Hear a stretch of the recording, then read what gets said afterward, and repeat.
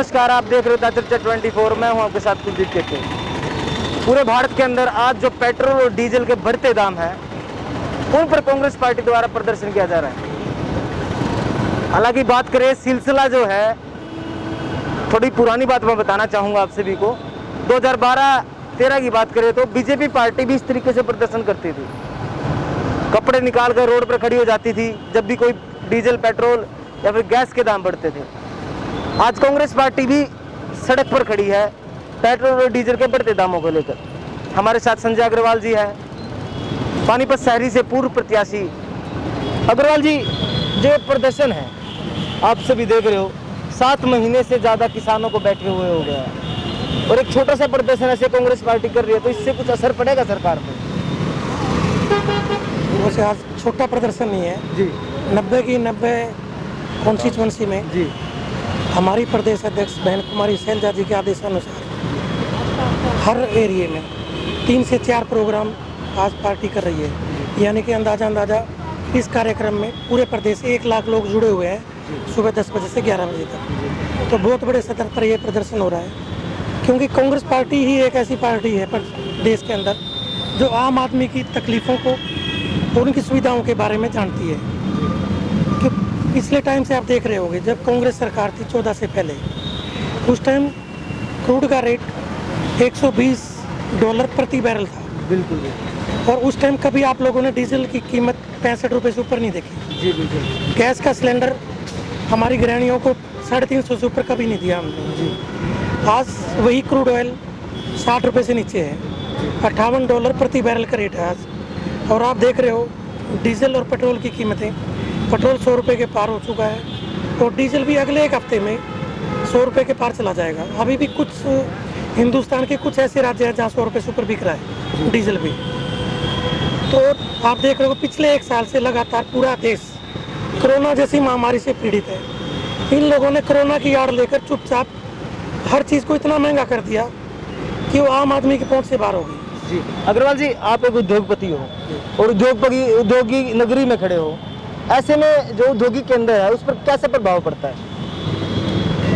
उद्योगों की बात करता हूँ, पूरे प्रदेश में सारी माल ढुलाई ट्रकों के माध्यम से होती है जी। अब ट्रकों का भाड़ा ऑलमोस्ट डबल हो गया। जो चीज़ पहले मान लो 5 रुपये में आती थी, आज 10 रुपये में आएगी। तो उसका इफेक्ट किसके ऊपर पड़ेगा? प्रोडक्ट के ऊपर पड़ेगा। और जो आम आदमी जरूरत की चीज़ें हैं, इसलिए उनकी कीमतें भी बढ़ रही है। कुछ सरकार की नीतियाँ हैं, जैसे अभी 3 काले कानूनों को लेकर बात करेंगे हम। जब अनाज कुछ लोगों के हाथ में चला जाएगा, उसकी मर्जी से ही बिकेगा ना, वो वही आज हो रहा है। पेट्रोल डीजल, रिलायंस के पास आज पूरे हिंदुस्तान का 60% डीजल पेट्रोल होता है। उसको प्रॉफिट देने के लिए इन्होंने इतनी महंगाई बढ़ा दी उसको लेकर कि वो आम आदमी की पहुँच से बाहर हो गया। इसी तरह से अगर ये काले कानून लागू हो गए तो आप लोगों को गेहूँ भी 200 रुपये किलो खरीदनी पड़ेगी पाकिस्तान की तरफ से। इसीलिए हमारे किसान भाई पिछले 7 महीने से लगातार इस चिलचिलाती धूप में और कड़कड़ाती ठंड में लगातार सड़कों पर बैठे रहे। कितने हमारे किसानों ने शहादत दी है, जिसको लेकर सरकार ने एक बयान तक नहीं दिया जी। इसलिए किसान अपने लिए नहीं लड़ रहे, आप लोगों के लिए लड़ रहे हैं, ताकि पूरे हिंदुस्तान का आम व्यक्ति सुरक्षित हो सके। इसलिए पूरे हिंदुस्तान की जनता को इनकी मदद करनी चाहिए और इनकी आवाज़ से आवाज़ मिलाकर इनकी आवाज़ को बुलंद करना चाहिए जी। अग्रवाल जी, ऐसे में देखा जाए अभी कॉलेज स्कूल बहुत सारे बंद है। कॉलेजों की बात करें तो हम विद्यार्थी जो है बाइकों से जाते हैं कॉलेज के अंदर, एक्टिवा पर जाते हैं। ऐसे में उनकी पढ़ाई पर, उनकी एक जेब खर्चे से पेट्रोल डीजल डलवाते हैं, तो कैसा प्रभाव पड़ेगा? क्या आने वाले समय में क्या जेब खर्ची बढ़ पाएगी बच्चों की? क्योंकि बच्चों की पिता की माता की सैलरी बढ़ेगी तो जेब खर्ची बढ़ेगी। तो ऐसे में क्या रहेगा बच्चों के साथ? जो माता पिता के मान लो 2 बच्चे हैं, वो अपने बच्चों को सब बाइक से स्कूल या कॉलेज भेजते हैं जी।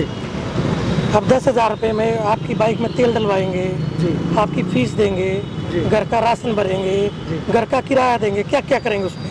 हर चीज़ को तो इतना महंगा कर दिया। ये लोग चाहते हैं भाई हिंदुस्तान से गरीबी नहीं मिटे, गरीब मिट जाए जी। इनकी एक ही पॉलिसी है, गरीब को ख़त्म कर दो और फिर राज करो इस देश के ऊपर। ऊपर ना दे किसी को, अगर ऊपर गया तो फिर हमारे का वोट थोड़ा देगा। इतना कुचल दो उसको, मजबूरी हमारे को वोट देने पड़े। इनकी तो यही पॉलिसी है। लेकिन कांग्रेस पार्टी हमेशा ही हर व्यक्ति की भलाई के लिए काम करती आई है। मैं एक छोटा सा एग्जांपल पानीपत को लेकर देना चाहूँगा आप लोगों को। पानीपत के अंदर आप पीछे देख रहे होंगे एक कोविड हॉस्पिटल बनाया गया था जी बिल्कुल, जिसका मेरे ख्याल में बालजट्टन गाँव 7 या 8 मई को इन्होंने इनॉग्रेशन करा, 12 मई को। उस हॉस्पिटल के अंदर आंकड़े दे रहे हैं लोग भाई अब तक सिर्फ 62 लोगों का इलाज हुआ है। अच्छा, और उसको बनाने में लागत कितनी आई? 28 करोड़ रुपए। हम आप लोगों के माध्यम से एक बात पूछना चाहते हैं सरकार से, पानीपत के अंदर तकरीबन सारे स्कूल बंद हैं कोविड के कारण। हमारे यहाँ सत्संग भवन भी बहुत हैं, धर्मशालाएं बहुत हैं, क्या उनके अंदर हम 100 बेड नहीं लगा सकते थे? जो इस शहर से 30 किलोमीटर दूर इन्होंने हॉस्पिटल बनाया। हमारे पानीपत के अंदर तो 43 डॉक्टरों में से 18 से 20 डॉक्टर ड्यूटी पे रहते हैं सिविल हॉस्पिटल में। वहाँ से डॉक्टर कहाँ से लेके आएंगे? नर्स कहाँ से लेके आएंगे? वार्ड बॉय कहाँ से लेके आएंगे? दवाइयाँ कहाँ से लेके आएंगे? जब पानीपत सिविल हॉस्पिटल में जो मरीज एडमिट था उसको रेमडेसिविर का इंजेक्शन जिसकी कीमत 2000 रुपये थी 40,000 रुपये में खरीदना पड़ा। एक मरीज को कितने इंजेक्शन लगते थे? 6, जिसकी कीमत कितनी हुई? 2,40,000 रुपये। जिस भाई की तनख्वाह 10-20 हज़ार रुपये है उतनों को होगा भाई मरण दे, मेरे पास जुगाड़ नहीं है। इसीलिए जो आंकड़े दिखाते हैं ना अखबारों में, हरियाणा के अंदर 8,000 लोग मरे, ये सब फेक आंकड़े हैं। कम से कम 2 से 3 लाख लोगों ने अपनी जान गंवाई है। हम खुद इस महामारी के पीड़ित हैं। हमारे परिवार से 2 हमने अपने प्रिय परिजनों को खोया है। तो इस महामारी में इन लोगों को कोई ध्यान नहीं था। अब एक बात बता दो, उस 28 करोड़ के अस्पताल का अब 7 से 8 केस हैं, जरूरत तो है नहीं उसकी, तो क्या करेंगे उसका? इस जनता के पैसे के लिए जवाब तो दो जनता का। उस पैसे को बेच के उस हॉस्पिटल ने क्या पब्लिक को बांट देंगे वो पैसा? क्या करेंगे उस पैसे का? बताओ जनता को। क्या वो 28 करोड़ में बेच सकते हैं उस अस्पताल को दोबारा? बिल्कुल बिल्कुल सही आपकी बात है अग्रवाल जी। पानीपत शहर के अंदर बहुत सारे हॉस्पिटल आते हैं। कोरोना के समय में हॉस्पिटलों ने मनमानी की है, मनमाने रेट लिए हैं। ऐसे में संजय भाटिया जी बोलते भी आप हमें कंप्लेन दो, हम उन पर एक्शन लेंगे। क्या उनको नहीं दिखता इस प्रकार की जो स्थिति है? हमारे विपक्ष की पार्टी भाजपा की जिलाध्यक्ष डॉक्टर साहब ने, उनका भी अल्ट्रासाउंड और सिटी स्कैन का केंद्र है। जब गवर्नमेंट ने रेट लागू करे 1950 रुपये, उससे पहले वो भी 5,000 रुपये ले रहे थे। अब उनका तो हक नहीं बनता था, वो गरीब के बाद भी लिया उन्होंने, उनके बाद अखबार में भी आई है। उनका हक नहीं बनता था, गरीब लोगों का फ्री में सिटी स्कैन करते। अगर इतने हमदर्द हैं वो पब्लिक के, ये तो भाई दिखाने का कुछ और, करने का कुछ और। ऐसी सरकार है, शर्म आनी चाहिए लोगों को। अगर उनके मन में आज वो बच्चों को बिस्कुट खिलाते घूम रहे हैं, उन बच्चों को अनाथ कर दिया, जिन बच्चों के माँ बाप चले गए इस कोरोना जैसी महामारी में, उनके लिए सरकार क्या कर रही है? वो तो कुछ तो दिखाए हमारे को। और उनको शर्म आनी चाहिए। उनको तो अपने हॉस्पिटल के दरवाजे खोल देने चाहिए थे। गरीब लोगों के आओ भाई हम फ्री में करेंगे। क्या पता जाती उसमें कौन सा तेल लग गया था? वो तो फ्री चल रही थी मशीन, करना चाहिए था फ्री में उनको, लेकिन कुछ नहीं करा भाई। खाली बातों से देश नहीं चलता, हमें पब्लिक के लिए कुछ करना पड़ेगा।